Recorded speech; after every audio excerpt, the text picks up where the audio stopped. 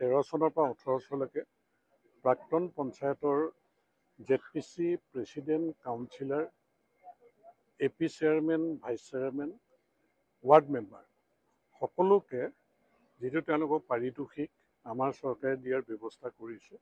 আৰু আজি আনুষ্ঠানিকভাৱে সেই প্ৰাক্তন পঞ্চায়তৰ প্ৰতিনিধিসকলক মই লগ পাই অনুষ্ঠানটো মুকলি কৰিছোঁ। তেওঁলোকৰ হাতে হাতে চেক তুলি দিয়া হৈছে। গতিকে তেওঁলোকে যিখিনি আচলতে ৰাইজৰ কাৰণে সেৱা কৰিলে, পাৰিতোষিক তেওঁলোকে লাভ কৰা নাছিলে। গতিকে এই পাৰিতোষিক দি মই নিজেও আনন্দিত, কাৰণ মই বিৰোধী দলৰ বিধায়ক হৈ থাকিলেও তেওঁলোকৰ সহযোগিতাত মই ৰাইজৰ কাম কৰিছিলোঁ।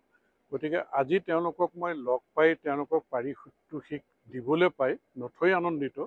আৰু তেওঁলোকক মই শাৰদীয় দুৰ্গা পূজা উপলক্ষে শুভেচ্ছা জ্ঞাপন কৰিছোঁ আৰু তেওঁলোকৰ সকলোৰে মংগল কামনা কৰিছোঁ।